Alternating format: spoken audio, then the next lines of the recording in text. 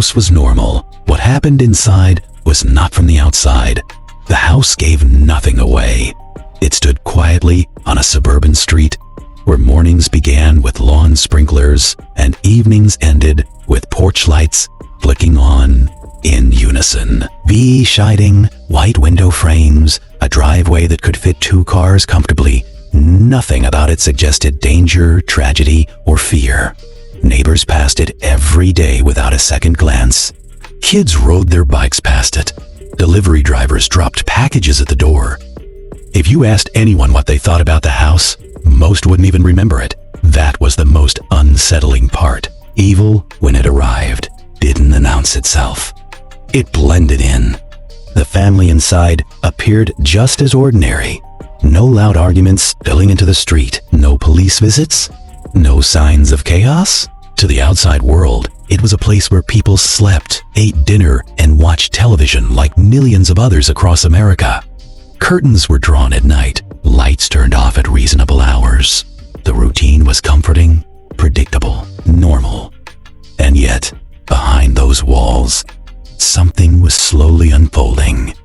Something so deeply wrong that even now, years later, people struggle to talk about it without lowering their voices. What makes this story disturbing isn't sudden violence or a single explosive moment. It's the silence. The way nothing seemed off for so long. Investigators said that if they hadn't been called when they were, the truth might have stayed buried indefinitely. There were no screams reported, no neighbors complaining about noise. The house kept its secrets well. It began with small changes that were easy to dismiss. A person not seen as often as before. Lights left on in rooms that no one appeared to be using. Trash bins that stayed oddly light, week after week. When questions did arise, there were always explanations. Someone was sick. Someone was traveling. Someone preferred privacy. In a culture that values minding your own business, those answers were enough.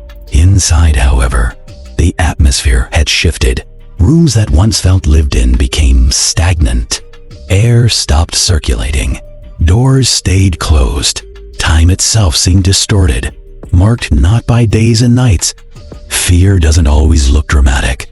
Sometimes it's quiet compliance, the kind that grows when someone realizes escape is no longer simple. When authorities finally entered the house, they weren't expecting much. A welfare check, routine, and usually uneventful. The front door opened without resistance. There were no signs of forced entry, no broken furniture, no immediate evidence of a crime. At first glance, it looked like a place paused in the middle of everyday life. Shoes by the door, a half-used roll of paper towels on the kitchen counter, a couch with indents where people once sat. But as they moved deeper into the house, the feeling changed. Experienced officers later described it as an instinctive unease, the sense that something was wrong, even before they could explain why. The air felt heavy. The silence felt deliberate. One room, then another, revealed details that didn't fit together. A bedroom with no personal items. A bathroom that looked unused for far too long. Locks where locks didn't belong. And then there was the smell. Not overwhelming at first, but unmistakable once recognized.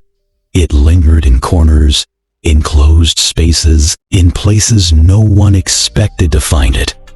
That was the moment when the house stopped being normal. That was when the realization set in that whatever had happened here wasn't recent, and that it hadn't been accidental. The investigation that followed peeled back layers that were difficult to comprehend. What emerged wasn't just a crime, but a prolonged reality of control, isolation, and neglect. This wasn't something that happened in a moment of rage. It was sustained, planned, allowed to continue day after day because no one could see it and no one thought to look closely enough. Neighbors were interviewed, each one shocked in the same way. They seemed normal. "We never heard anything," they kept to themselves. These statements repeated over and over, not because people were lying, but because they were telling the truth as they experienced it. The house had done exactly what it needed to do. It had hidden in plain sight. What haunts people about this case isn't just the outcome, but the implications. How many other houses look just like that one? How many ordinary doors conceal extraordinary suffering? It forces an uncomfortable question. If something like this could happen there, why couldn't it happen anywhere? The people involved weren't monsters in the way movies portray them. No dramatic speeches, no obvious warning signs. Just flawed humans making choices, again and again, that stripped others of dignity and safety. That's harder to process than a story with a clear villain. It suggests that the line between normal life and unimaginable harm is thinner than we'd like to believe.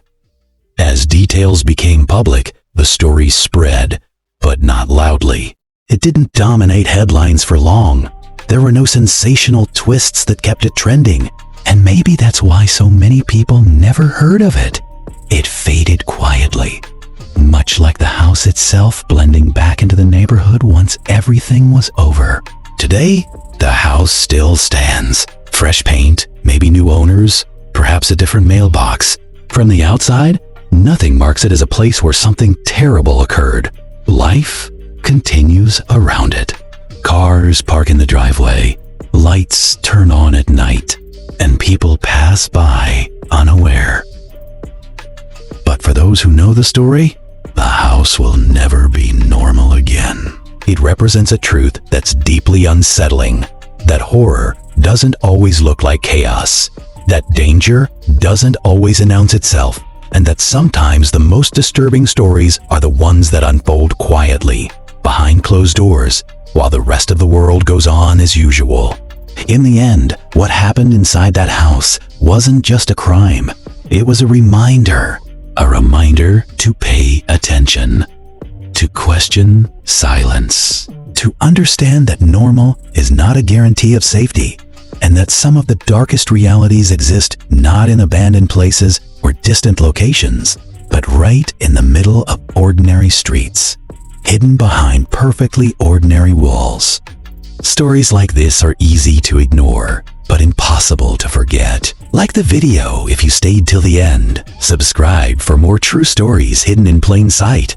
And if you have a thought, leave it in the comments.